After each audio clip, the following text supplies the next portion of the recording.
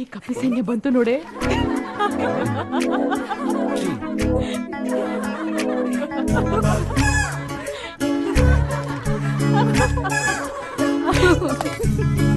ಏಯ್, ಏನೇ ಕಿಸಿತಾ ಇದ್ಯಾ?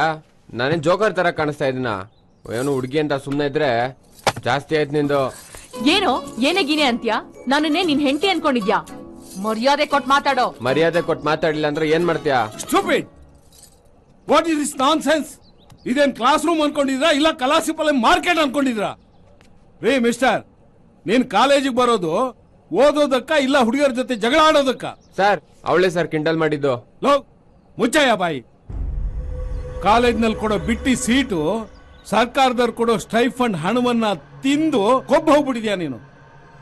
ಮನೇಲಿ ತಂದೆ ತಾಯಿಂದ್ರು ನನ್ನ ಮಗ ಚೆನ್ನಾಗಿರ್ಲಿ, ಚೆನ್ನಾಗಿ ಓದ್ಲಿ ಅಂತ ಕಷ್ಟಪಟ್ಟು ದುಡ್ದು 3 ಹೊತ್ತು ಕೂಳು ಹಾಕ್ತಾರೆ.